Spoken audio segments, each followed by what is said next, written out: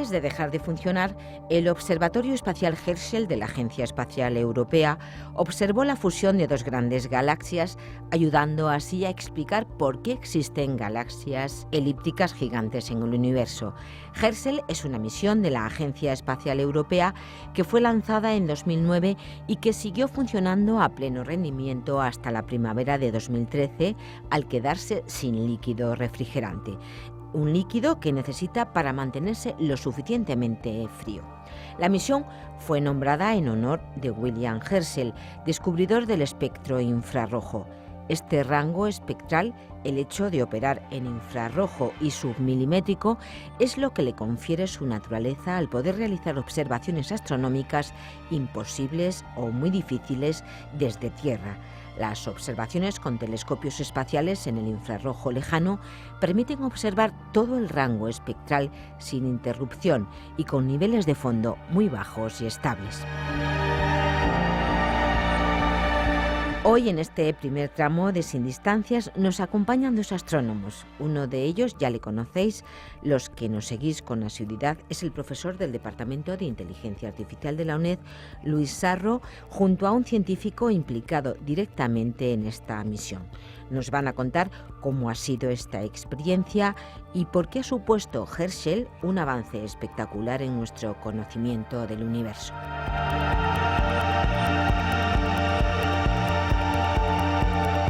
Hola, nos encontramos otra vez en un programa de la serie sobre inteligencia artificial que montamos en el Departamento de Inteligencia Artificial de la Escuela de Informática de la UNED. Hoy está con nosotros Bruno Merín, que es un científico que trabaja para la Agencia Espacial Europea y él trabaja en el procesado de datos provenientes de la misión espacial Herschel. Hola, Bruno. Hola, ¿qué tal, Luis? Vamos a aprovechar que te tenemos aquí en el Departamento de Inteligencia Artificial para intentar conocer un poco más sobre la misión espacial Herschel que, recientemente ha dejado de observar, ¿verdad? Uh-huh. ¿Podrías contarnos en qué consiste Herschel? Pues mira, la misión Herschel es un telescopio espacial, como el telescopio espacial Hubble, solo que el Herschel es un telescopio que observa en el infrarrojo. Esto quiere decir que la luz que detecta este telescopio, que es un telescopio igual muy parecido de forma al telescopio espacial Hubble, esto observa en infrarrojo, que es como radiación infrarroja. Quiere decir, es como emisión térmica de los objetos. Entonces, lo que este telescopio ve es cómo de calientes están los objetos. En esencia es parecido, para que la gente lo entienda, es como la visión del alienígena que vino en una película a la Tierra que veía en emisión térmica. Pues esto es lo que ve el telescopio espacial Herschel. Es imágenes muy distintas, muy espectaculares, pero muy complementarias a lo que se ve en el óptico. Y Bruno, ¿por qué es importante lanzar un telescopio como este infrarrojo al espacio? Porque lo podemos hacer, las mismas observaciones que hace Herschel las podemos hacer desde Tierra. Uh-huh.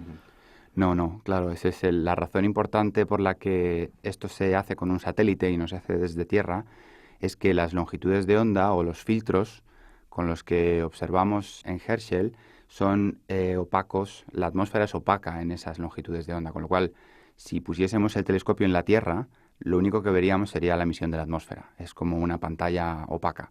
Y por eso tenemos que lanzar este tipo de telescopios fuera de la atmósfera, al espacio, porque ahí es donde podemos observar. De hecho, Herschel ha observado por primera vez en la historia de la humanidad el cielo en ciertos rangos del espectro electromagnético que jamás se habían explorado. Entonces eso, digamos que es la única manera de poder ver el cielo en esos rangos, es lanzando un satélite. Y por eso era muy emocionante poder ver muchas regiones del cielo conocidas desde Tierra por primera vez en estas longitudes de onda en las que jamás se podía haber observado antes. Puedo imaginarme la emoción que sentisteis los astrónomos que participabais en esta misión al manejar datos que nunca antes se habían podido obtener. Aquí en la serie de grabaciones que hacemos en el Departamento de Inteligencia Artificial hemos hablado en ocasiones anteriores de Gaia, que es una misión cuyo objetivo fundamental es conocer la historia, cómo se formó nuestra propia galaxia, la Vía Láctea, y cómo ha evolucionado a lo largo del tiempo, pues estudiando dónde se encuentran las estrellas que la componen, cómo se mueven, etcétera. ¿Cuáles serían los objetivos científicos principales que perseguía la Agencia Espacial Europea cuando decidió lanzar Herschel?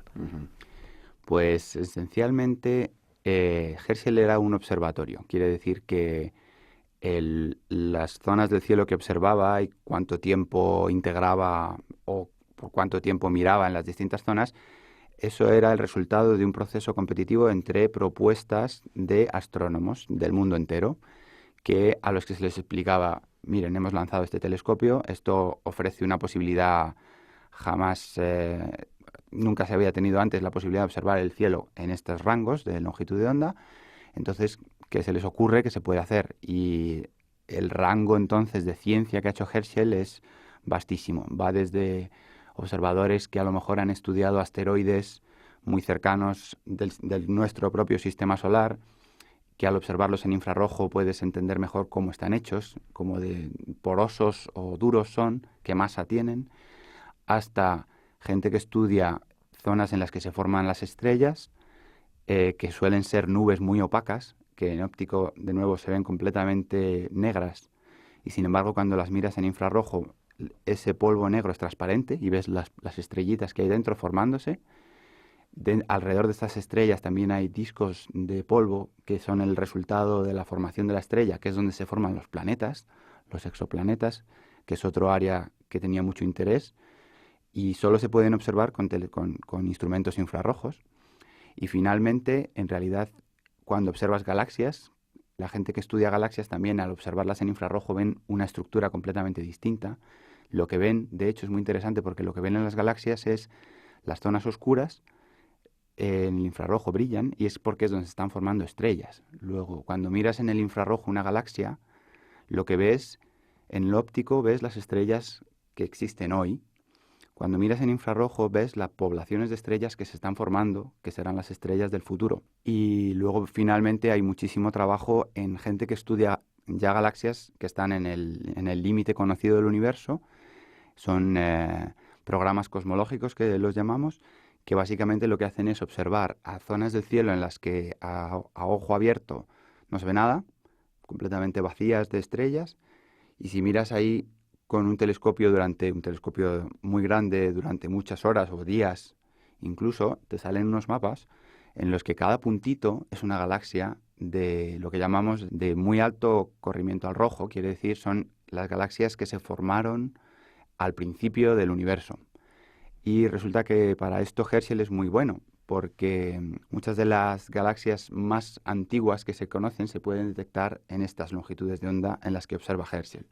Luego, la gente que, por ejemplo, estudia cómo se formaron las primeras galaxias, ¿no?, que es un tema muy emocionante también, tienen unos datos increíbles con Herschel, porque pueden contear muchísimos de estos objetos y estudiar sus propiedades, y comparando los colores de cómo brilla estos son puntos de luz, porque claro, están tan lejos que lo único que ves es un punto de luz. Pero comparando cómo brilla el punto de luz en el óptico y en el infrarrojo, que es lo que obtienen con los datos de Herschel, se hacen una idea de cómo de grande es esa galaxia, de cuándo se formó, de muchas propiedades de esa galaxia, que de hecho es muy interesante porque son muy distintas de las de hoy en día. Entonces, esto te he intentado contar un poco, es el tipo de abanico de ciencia que ha hecho Herschel.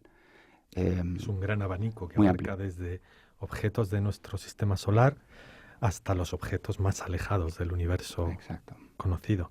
La verdad es que debes sentirte un privilegiado de estar involucrado en este tipo de Absolutamente. cosas, ¿verdad? Antes de pasar al tipo de investigación que tú haces y a cómo esa investigación está relacionada con el tipo de ciencia que hacemos en el departamento, quería preguntarte por una cuestión que yo creo que a los oyentes les va a llamar la atención.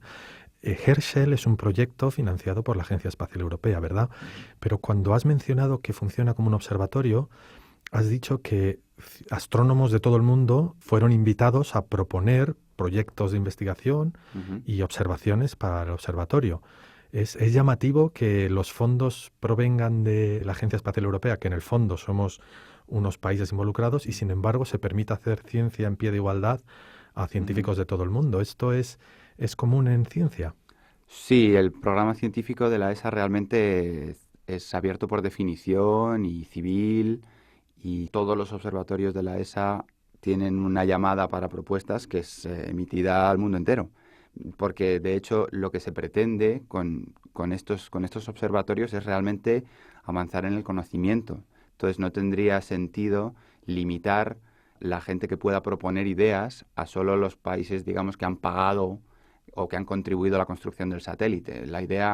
Nuestro objetivo, de hecho, en el Centro de Ciencia del Telescopio Espacial es maximizar el retorno científico.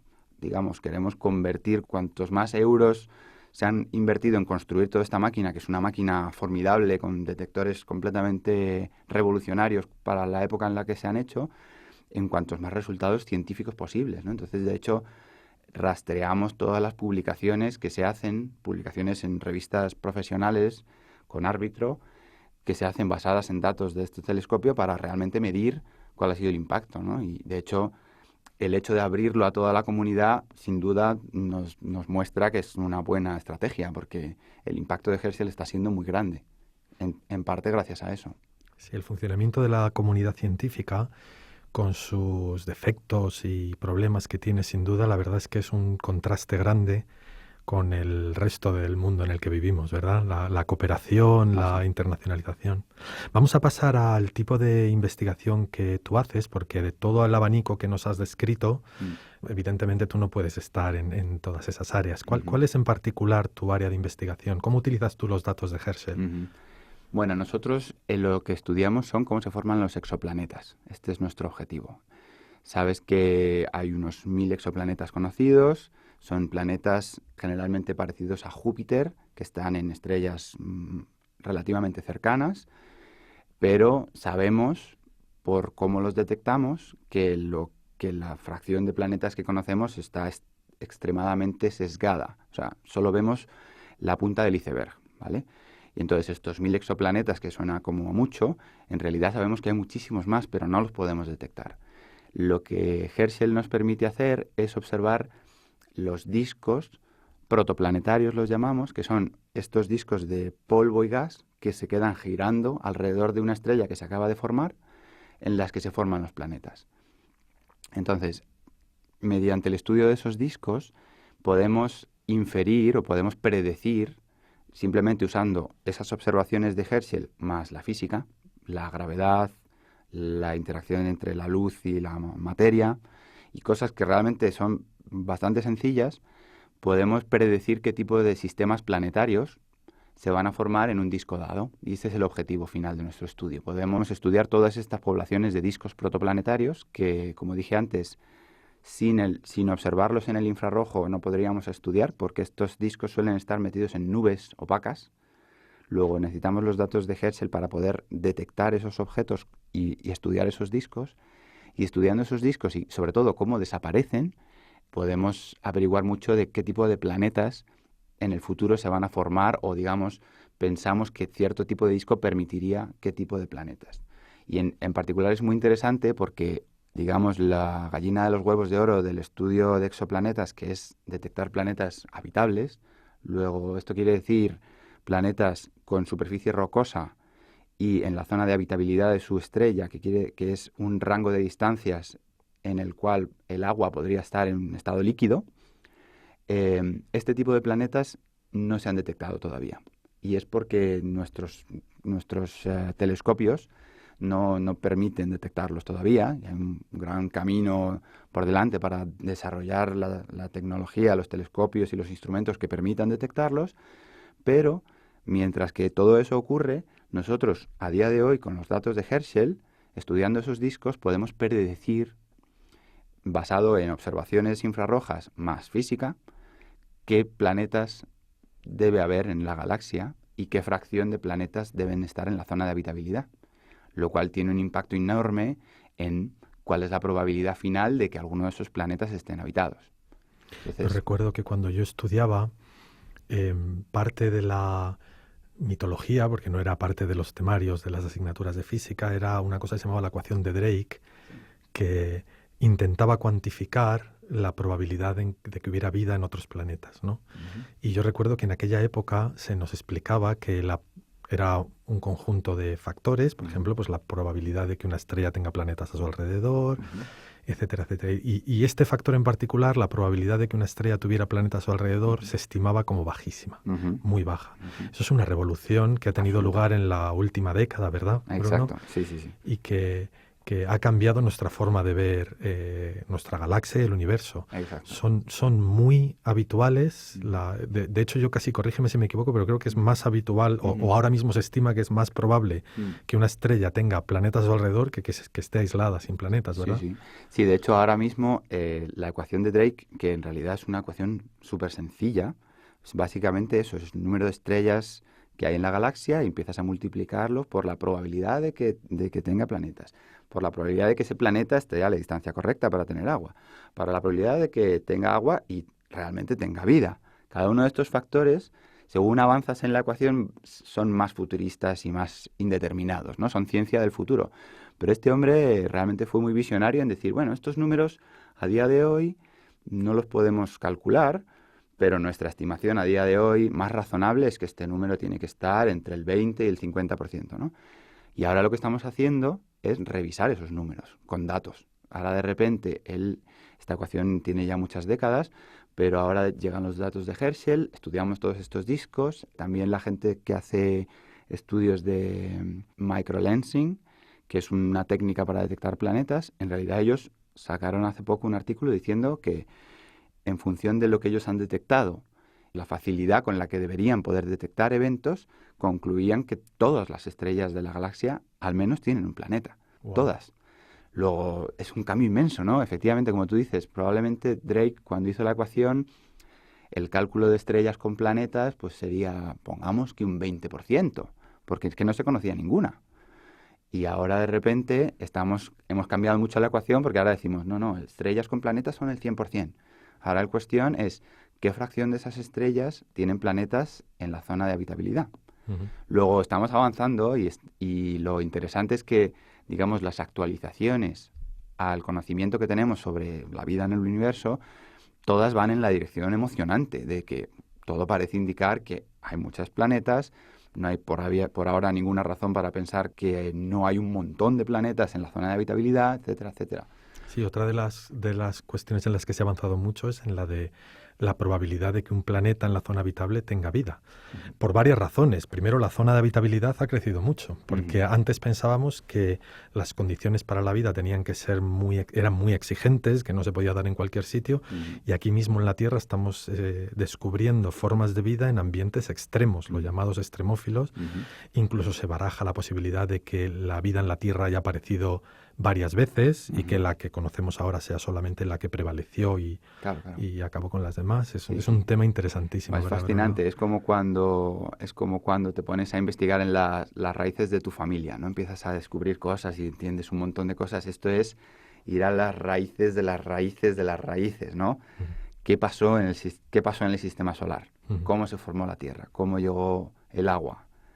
De alguna manera, lo que estáis viendo con Herschel en otros sistemas estelares es, no en todos, pero en algunos casos, cómo era el Sol hace 5.000 millones de años, ¿no? Cuando se formó el sistema solar y la Tierra y todo esto. Exacto. O sea, y de hecho es muy interesante porque, de hecho, algunos de los sistemas que estudiamos son, desde el punto de vista de las propiedades de la estrella, son idénticos al sistema solar nuestro, pero es como ver una película del sistema solar hace 5.000 millones de años. Entonces, cuando todo empezó. Y entonces es muy fascinante descubrir, por ejemplo, que sabes que en nuestro sistema solar tenemos los gigantes gaseosos que están relativamente lejos del Sol y en la zona interna es donde están los planetas que les llamamos tipo terrestres o telúricos, que son los que tienen una superficie sólida. Los sistemas que conocemos son muy distintos de esta configuración porque tienen los exoplanetas conocidos son planetas tipo Júpiter muy grandes, pero que son bolas de gas y que están cerquísima de la estrella. Entonces, en esos sistemas es difícil imaginar cómo puede haber un planeta terrestre más allá de la órbita del planeta gigante, etcétera. Pero, como dije antes, no hay ninguna razón todavía para pensar que nuestra configuración de sistema planetario no sea la más común.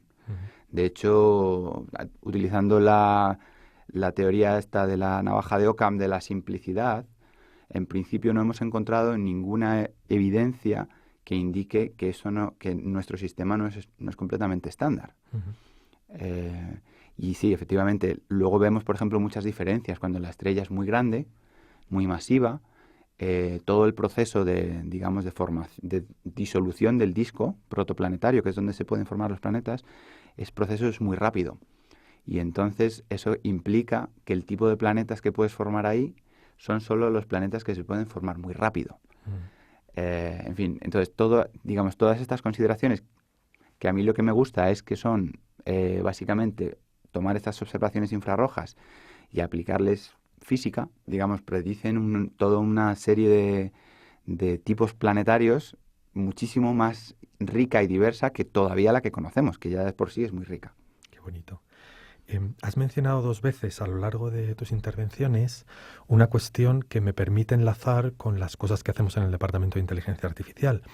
Has mencionado que los exoplanetas que conocemos no son representativos de la población de exoplanetas que hay realmente en nuestra galaxia, porque decías la primera vez que lo comentabas, nuestra muestra, los exoplanetas que conocemos, están sesgados. Y están sesgados, explicabas, porque son los planetas alrededor de otras estrellas que hemos podido detectar con los métodos observacionales que tenemos ahora. En ese sentido, Herschel nos ha permitido abrir el abanico, pero es verdad que lo que conocemos es una muestra sesgada de la población real. Las cosas que hacemos en el Departamento de Inteligencia Artificial podríamos encuadrarlas en un tipo de investigación que se llama e-ciencia.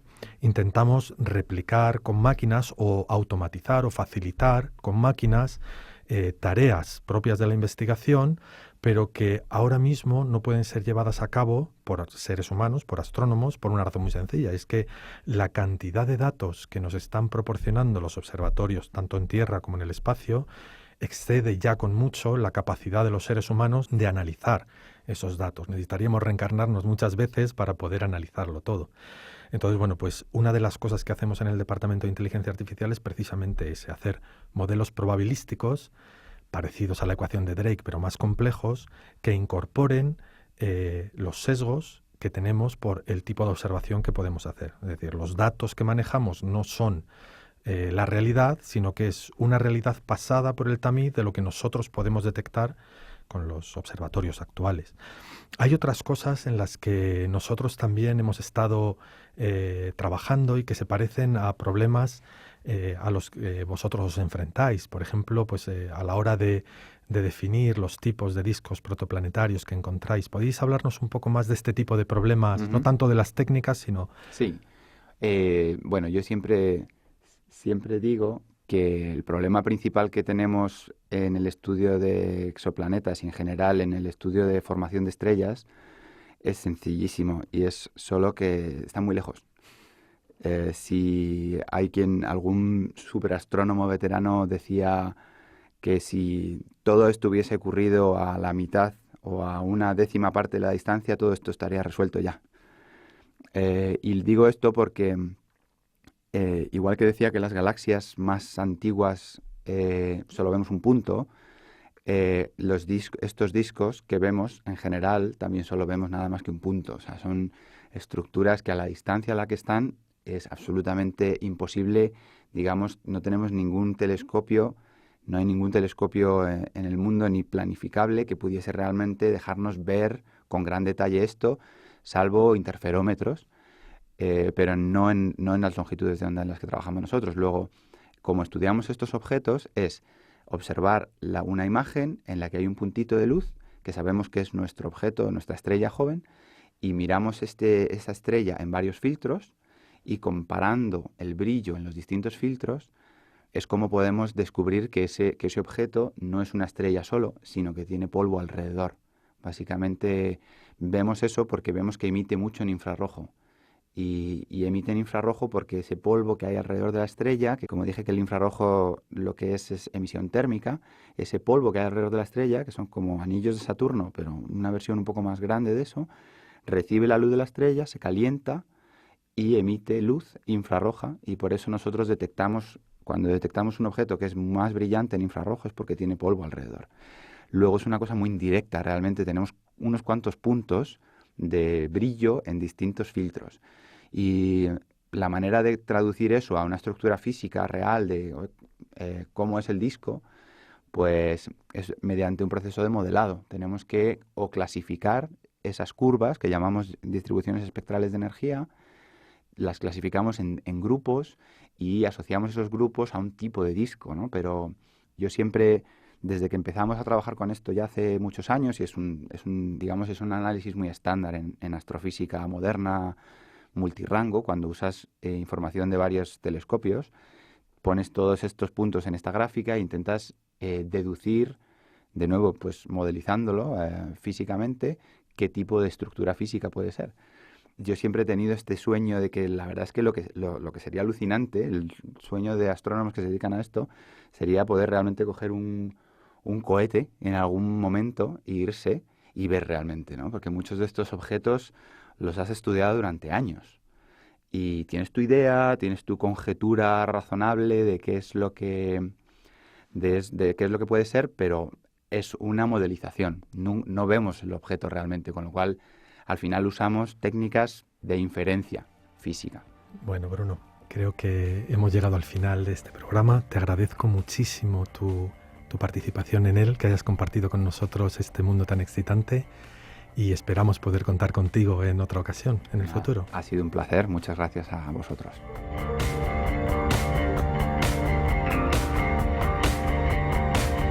Coger un cohete e irse. Pues no está nada mal, nos apetece esta idea, que ha dejado caer el científico de la Agencia Espacial Europea, Bruno Merín, al que ha entrevistado el profesor del Departamento de Inteligencia Artificial de la UNED, Luis Sarro. Gracias siempre por su colaboración. Nos han acercado a las prestaciones del Herschel y algunos de los resultados científicos que ha procurado este proyecto espacial, el mayor telescopio astronómico lanzado al espacio y que ha contribuido a un avance espectacular en nuestro conocimiento del universo.